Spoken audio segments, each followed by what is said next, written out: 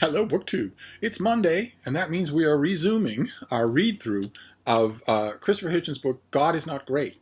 David Murphy and I are doing a read-through of this book, one chapter every weekday, until we run out of chapters. So that'll be sometime in the third or fourth week of August.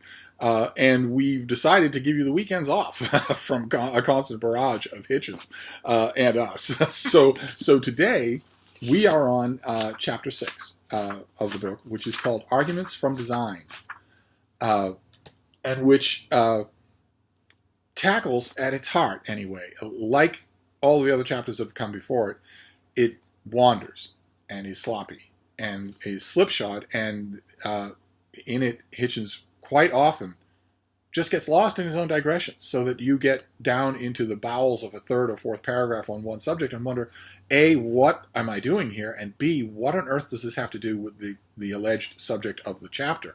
That still happens in Arguments from Design, but at least here, Hitchens has a big central idea to tilt at. The most central idea. When you voyage into the dark territory of Christian apologetics. I don't advise that you do that, but when you voyage into that territory, this is what you will get more than anything else, the argument from design.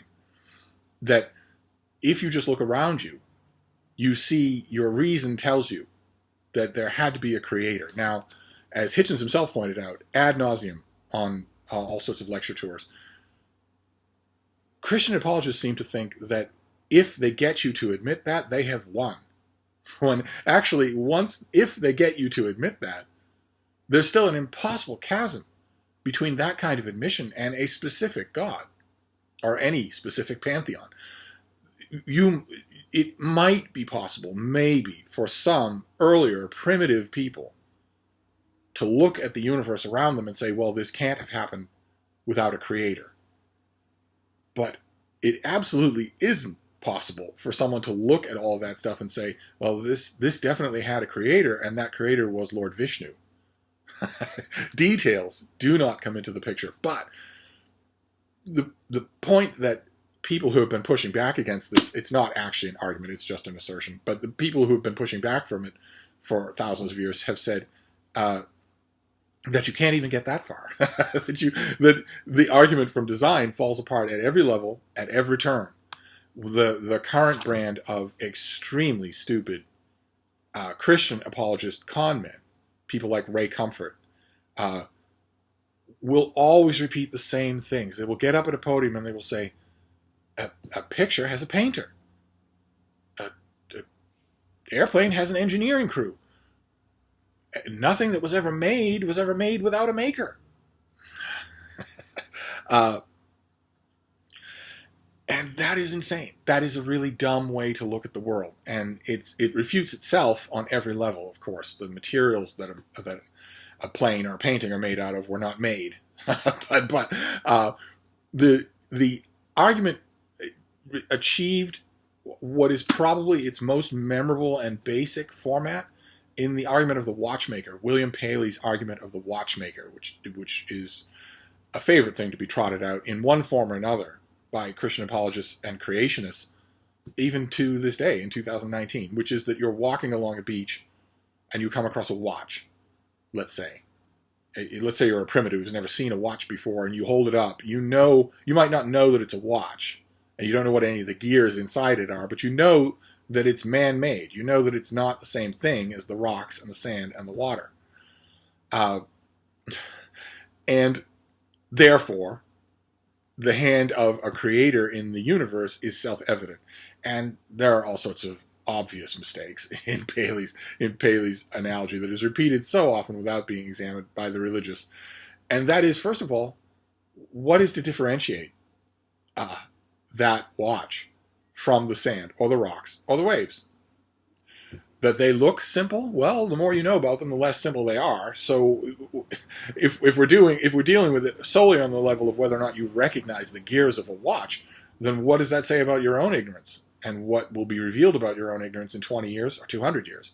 It turns out that all of those things, all four of those things, the sand, the rocks, the watch, and the waves, are all equally complex, if not that the watch is the simplest thing among them. And also, it smuggles in all sorts of assumptions, like, for instance, that great complexity is a necessary byproduct of intelligent design, when that isn't true. We know that isn't true. So Hitchens goes at the Paley analogy just a bit in this chapter, and he goes at a lot of other low-hanging fruit, like, for instance, one of the clear refutations of the argument from design is how poorly designed most things are. It just goes without saying. Why on earth would you have such design idiosyncrasies all throughout the animal world? Now you could say, okay, well, they were meant to be servants and chattel of humans, so let's just concentrate on humans. All right, concentrate on humans then. You're sitting there right now watching this video. Does your body feel perfectly designed? and Christians have a ready-made menu of excuses to vitiate that claim. So they start out by saying, well, of course, you were designed by the all-knowing creator of the universe. And then when you point out, well, my eyes don't work perfectly, my teeth don't work perfectly, my hair doesn't work perfectly, my back doesn't work perfectly, and that's just talking about things on the outside, what about my internal organs? And why make me from matter at all? Why make me from decaying matter at all? None of those things betoken an intelligent designer. None of them work quite right. Even with my feeble human imagination, I can easily think up ways to make them work better. The religious will immediately fall back on layers upon layers of excuses, that all those things are the product of sin and death, that they are all the product of the fall from grace in the Garden of Eden. And you can point out to them, well, can you show me a mechanism by which those things would be inherited from a generation to generation? Can you show me sin in my biological makeup? They'll say, no, I can't. You just have to believe in it. And I don't believe in it, and neither should you. And you also point out to them, okay, but there was no Garden of Eden, and there was no Adam and Eve, and we know this beyond any shadow of a doubt from our own genetic makeup. So what happens to your story then? And they say, well, your knowledge is wrong. Or all the indications of biogenetics that you're talking about were put there to fool you by Satan. And so on and so forth. But when you talk to a Christian, just off the street in your Uber or your Lyft car or wherever, or at a ball game or at somebody's garden party or whatever, and they start to get the sense that you don't believe in their religion, almost invariably, in my experience, they will go immediately to some argument for design. They won't usually know the watchmaker analogy. They won't usually know anything like that. They won't know formal apologetics or even informal sloppy apologetics. They'll just automatically go to some kind of argument for design. They will say, well, I just don't believe all of this could happen by chance. I mean, I just think that you'd have to be crazy to think that all of this happens by accident. You get phrases like that, by chance and by accident, all the time. And the refutation, first of all, under no circumstances should you make a refutation. Don't ever try. Don't bother. Just don't bother. Until those same people are on the other side of a table in a boardroom passing a law that your kid has to be taught that an imaginary fairy created things with magic. Until that person is in that position and doing that to your kid, don't bother. And just don't try to tell them, well, no, that's not, no. The other day, I was in a car, I was in a Lyft, and I forget how it came up. I was being perfectly nice. I was laughing and joking about the weather and about politics. Somehow or other it came up, the subject of evolution came up. And my Lyft driver, 22 years old, who had already told me that he's looking to make it big in the business world, just matter-of-factly said, yeah, that's all garbage. That's all garbage. If we evolved from monkeys, why are there still monkeys? Actually said that. Actually said that to me. And for a minute, I was tempted not to change my tone, to stay laughing, stay friendly and welcoming, and just gently introduce to him the ideas that he would need to think about to change his mind, because he should change his mind. And I didn't, because it absolutely isn't worth your time. But if you wanted to do that, then of course the first refutation of that standard line, that is a standard line from Christian apologetics, from people who just want to believe their mythology and don't care what reality is. The most basic refutation is no one says it's by chance. No one says it's by design, or that it's by accident. No one anywhere says that any of this is by accident. We're saying that it maybe once upon a time, incalculable distance ago, started with an accident or an act of random chance. Somehow, somewhere, Usually not even then, but maybe there was an element of chance then. Since then, it's been a steadily progressing series of things that are not accident, that are not chance, and that explains what you see all around you. And it explains what you see all around you in ways that you can backtrack, derive, and demonstrate, as opposed to another refutation when Christians say, well, I just can't believe all this happened just at random, just by accident, just out of nothing. Another refutation is to say, well, okay, if you don't believe that, your explanation is that it happened by magic. Is that better? It's still out of nothing. It's still by random chance. Isn't it random chance? That, let's say, for instance, you're talking about the Christian God, the Judeo-Christian God. Isn't it random chance that he decided to create humans instead of something else? Yeah, it is. He didn't have any reason to do that. According to your own mythology, he certainly had no force acting on him to create only humans. He could have created something else, something entirely different, sentient vegetables. He had already created a sentient species, keep in mind. He created angels before he created humans. They're sentient and superior in every way to humans. So it is kind of random chance. Anyway, Hitchens goes at these arguments in a bunch of willy-nilly scattershot ways. The argument from design has been taken apart by anti-theists over the centuries with methodical care. There's no methodical care in this chapter. Instead, Hitchens just sort of dodges around, mentions that, your body doesn't work quite right, mentions that some animals' bodies don't work quite right, doesn't seem like it's designed, mentions that that the more we learn about the human place in the universe, the less significant it seems. And the less it seems like the centerpiece of a grand design. And he actually has one of his better chapters is on that, or one of his better paragraphs is on that. I thought I would read it to you. Probably the most daunting task we face as partly rational animals with adrenal glands that are too big and a prefrontal lobe that's too small is the contemplation of our own relative weight in the scheme of things. Our place in the cosmos is so unimaginably small that we cannot, with our miserly endowment of cranial matter, contemplate it for long at all. No less difficult is the realization that we may also be quite random as presences on Earth. We may have learned about our modest position on the scale, about how to prolong our lives and cure ourselves of disease, learn to respect and profit from other tribes and other animals, and employed rockets and satellites for ease of communication. But then the awareness of our death is coming, that our death is coming and will be succeeded by the death of the species and the heat death of the universe is scant comfort. Still, at least we are not in the position of those humans who died without ever having a chance to tell their story, or who are dying today at this moment after a few bare, squirming minutes of painful and fearful existence. Now, you can see, even in that paragraph, I think it's well worded, you can see even in that paragraph the sloppiness of the chapter, because he can't even stay on point for the whole of one paragraph. That business at the very end about the luck that we have to be born in the present day and to be able to speak our minds and write books, as opposed to the hundreds of thousands of people who are born every minute who aren't that lucky, or the millions of people who have been born and forced to live in silence and squalor and pain and then die in their 20s or 30s. That point has nothing to do with anything. It has nothing to do with intelligent design. It also has nothing to do with the previous parts of the paragraph.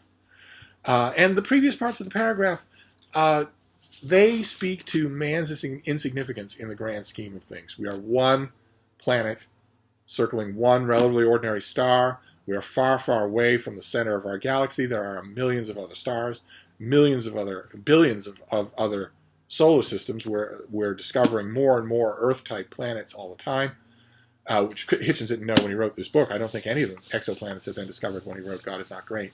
But he had the general idea, which is to induce humility.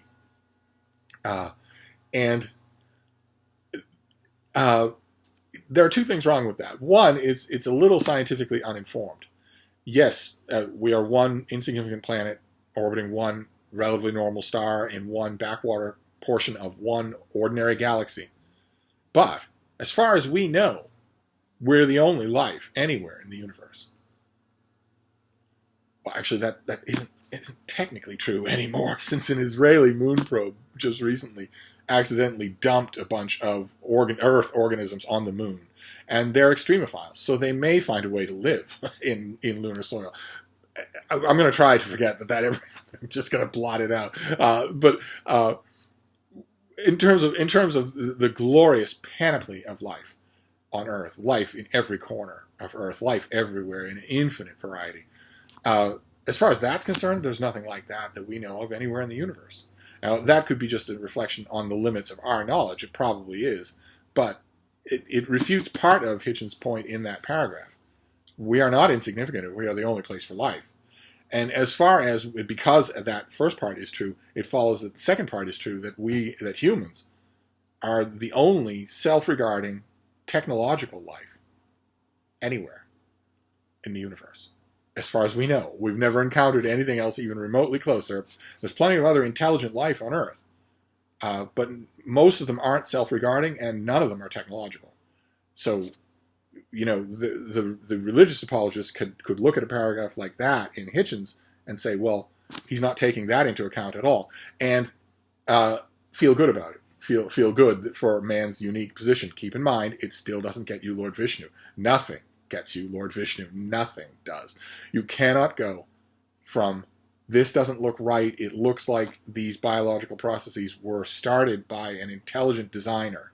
You cannot go from that to a specific intelligent designer without saying, you first have to say, okay, it looks like these biological processes were started by an intelligent agency. It doesn't look like these could start on their own. You go from that, you also have to say, and I know who that intelligent person was because this parchment, this old holy book, is actually divinely inspired. And I can't prove that in the text. I can only prove that because of my religious faith.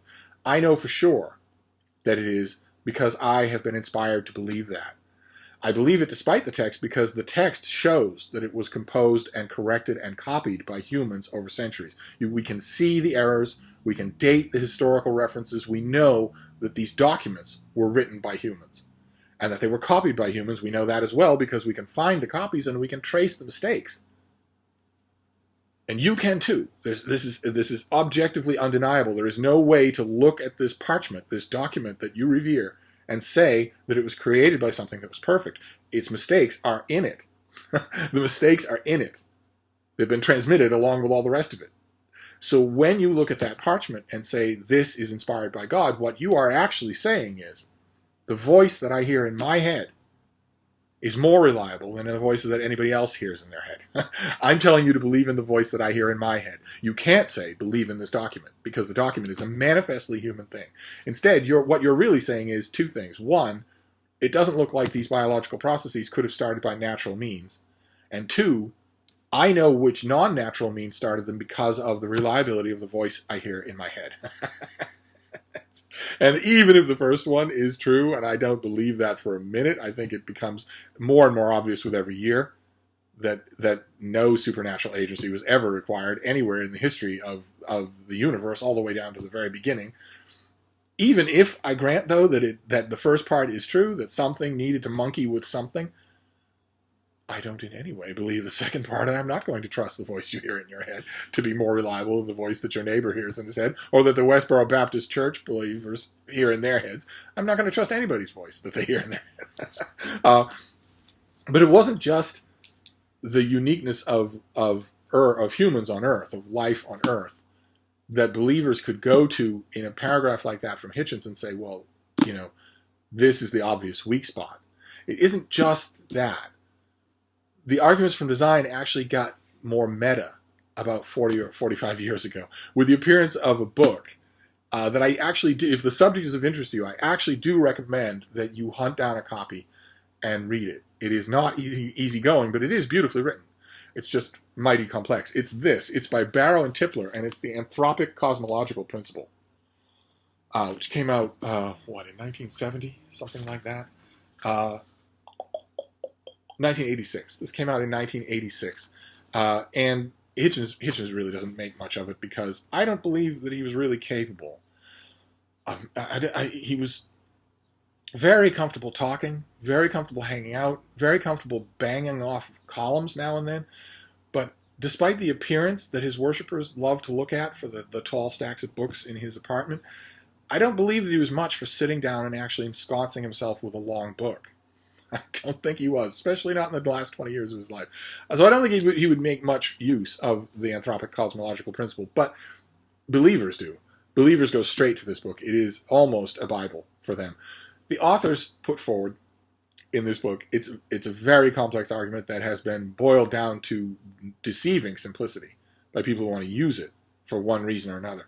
But the authors essentially posit that the physical parameters of the universe as we know them, the constants, the forces, the electromagnetic field, the strength of gravity, the nature of light, all that sort of stuff, all of the physical parameters of the universe seem like they are tailor-made to give rise to humans, to give rise to life on Earth that eventually becomes humans who are able to turn the regarding eye around and examine all of that stuff.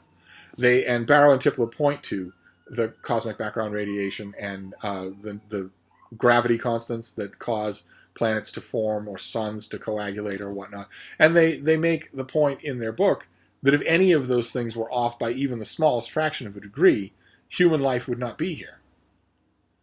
And they, in their book, are putting this forward as an extremely interesting and very eloquent thought experiment.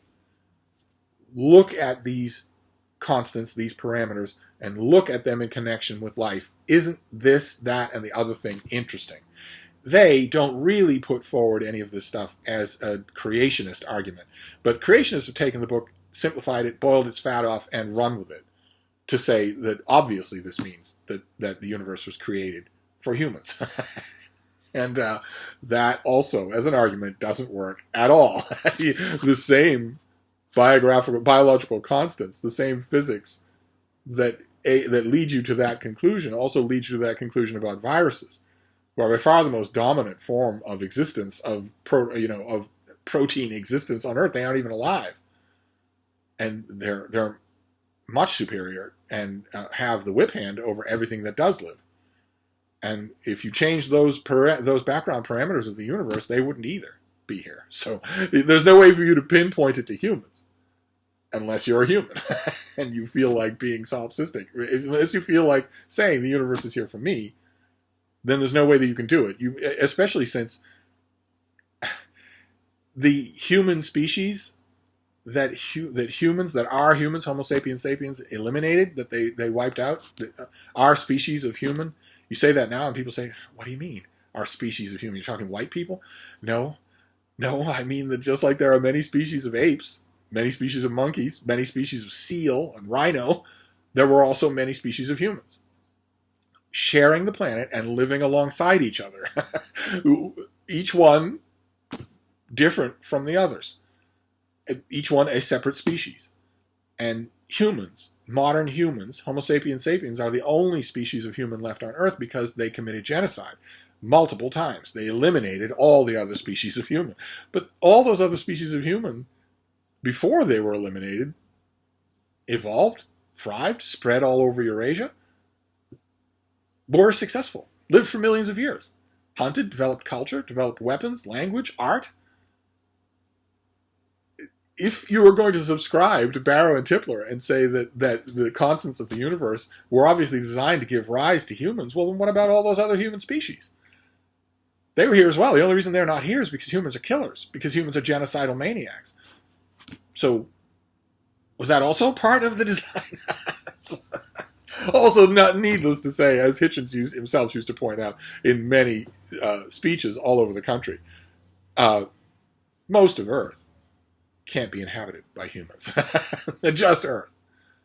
From where you are now, from where you're sitting watching this video right now, if I were to snap my fingers and transport you 100 feet in virtually any direction from where you're sitting, you would instantly die. You would be buried in rock. You would be in the middle of an ocean. You would drown. You would be 100 feet up in the air.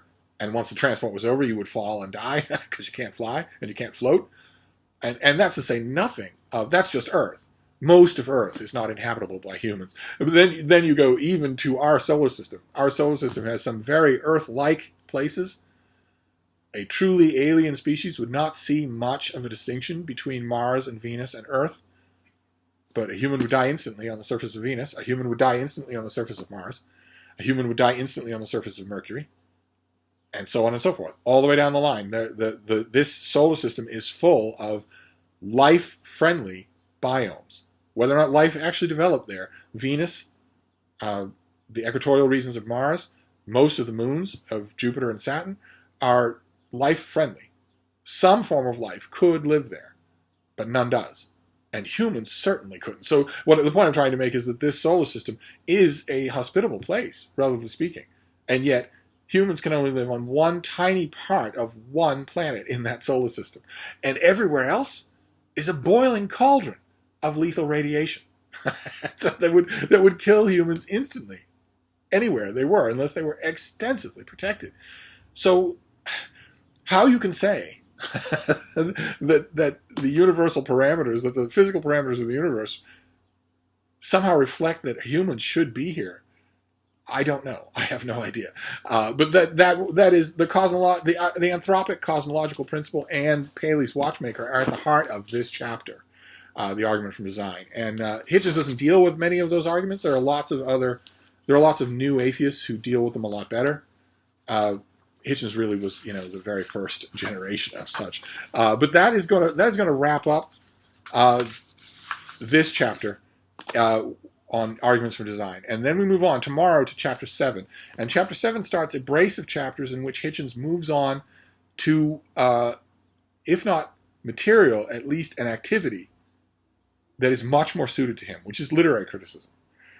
Because the next chapter is called Revelation, the Nightmare of the Old Testament, in which Hitchens just takes a walk through the horrors of the Old Testament. And we'll be right along with him. So we will reconvene tomorrow.